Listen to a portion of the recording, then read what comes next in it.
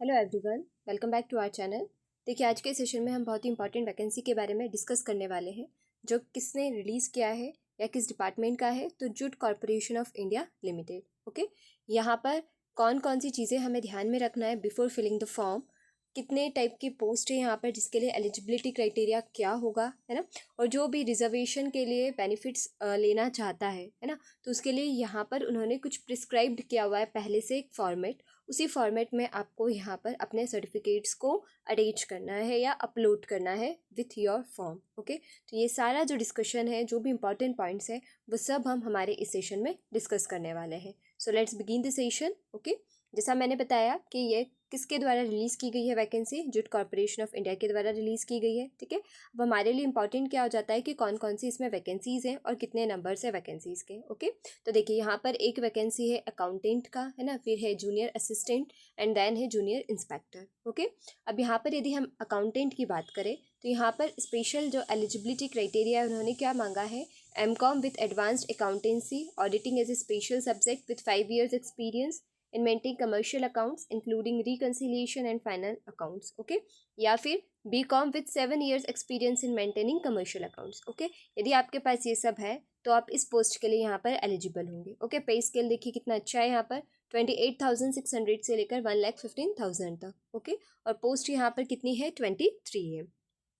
Category wise भी यहाँ पर आपको पोस्ट मेंशन की गई है। देन जूनियर असिस्टेंट के लिए आपको कोई स्पेसिफिक जो वो है स्पेसिफिक डिग्री जो है वो नहीं मांगी है। सिंपल, यदि आप ग्रेजुएट है ना, या उसी के इक्विवेलेंट आपके पास कोई और डिग्री है यूनिवर्सिटी से, है ना, तो आप इस फॉर्म को भर सकते हैं। ठीक है, with experience in using computers like MS Word, Excel. और मिनिमम टाइपिंग स्पीड यहाँ पर कितना मांगा है, 40 words per minute in English.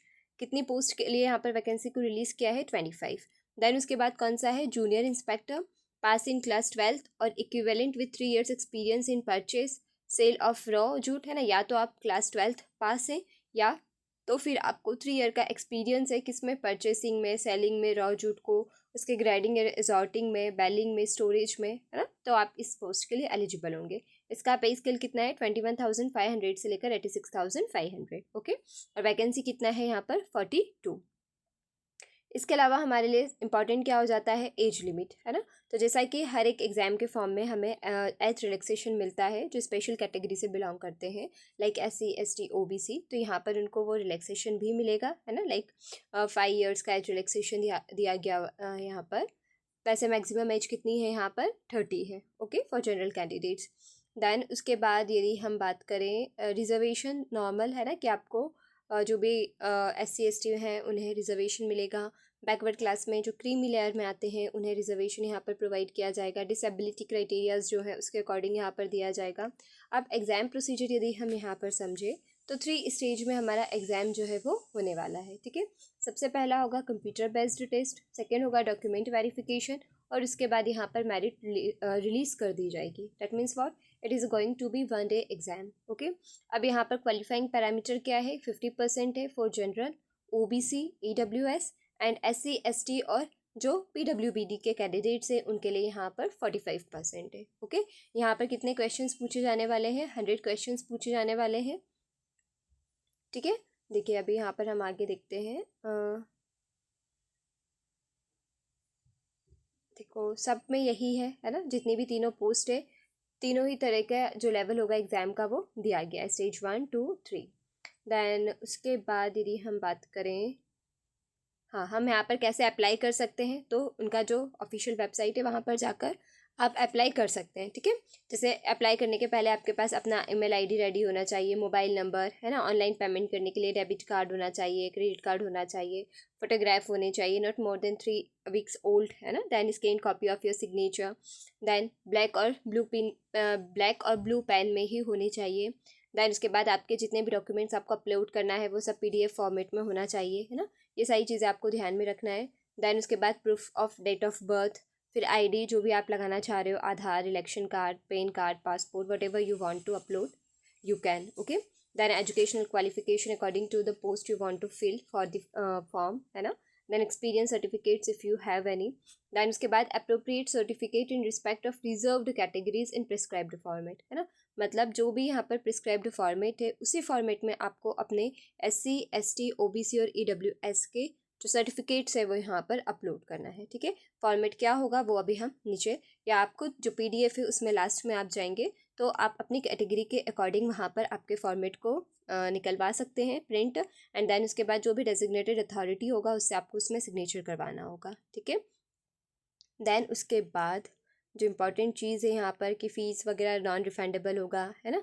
Examination venue, जो भी सेंटर 3 सेंटर्स आपको चूज़ करने के लिए दिए जाएंगे उसमें से जो भी आपको अलॉट होगा उसके अकॉर्डिंग आपका एग्ज़ाम जो है वो वहाँ पर किया जाएगा, है ना। जनरल टर्म्स एंड कंडीशंस वही कि आप इंडिया के नेशनल वो होने चाहिए, है ना, इंडियन नेशनल होने चाहिए, कंप्यूटर प्रोफिशिएंसी होनी चाहिए, देन उसके बाद आपके डॉक्यूमेंट्स वगैरह सब सही होने चाहिए, मेडिकल एग्जामिनेशन में आपको पास होना होगा, जो सिंपल सी क्राइटेरियाज होते हैं वो सब आपको यहाँ पर कंप्लीट करना होगा, ठीक है। देन उसके बाद और हमारे लिए इम्पॉर्टेंट क्या है, देखिए लास्ट, हाँ इम्पॉर्टेंट हो जाती है हमारे लिए डेट, है ना। तो date of commencement of online application start हो गया है 10 सितंबर से, लास्ट डेट क्या है 30 सितंबर, मतलब 30 सितंबर के पहले आपको फॉर्म सबमिट करना है।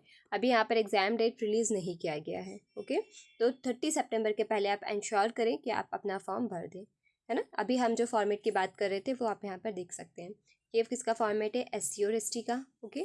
देन उसके बाद OBC नॉन क्रीमी लेयर, यहाँ पर ये वाला फॉर्मेट में आपको साइन करवाना होगा ना, signature of issuing authority with seal of office, है ना, जो भी लाइक जो भी तहसील वगैरह होगा वहाँ से आपको इस फॉर्म में सिग्नेचर करवाने होंगे, एंड देन उसके बाद इसी को आपको अपलोड करना है। फिर उसके अलावा जो OBC के स्टूडेंट्स है उसको एक और फॉर्मेट दिया हुआ है, उसको प्रिंट आउट निकलवाना है उसका, और उसे उन्हें खुद भर फिल करना है और अपने खुद के सिग्नेचर करना है, ठीक है।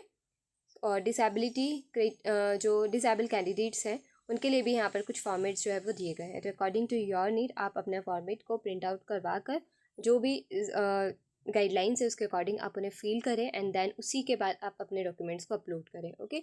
डॉक्यूमेंट्स अपलोड करने में कोई जल्दबाजी नहीं करना है, जैसा दिया है इसी फॉर्मेट में आपको अपलोड करना है।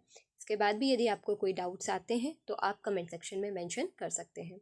हम न्यू अपडेट के साथ, न्यू वैकेंसी के साथ नेक्स्ट सेशन में मिलते हैं। Thank you.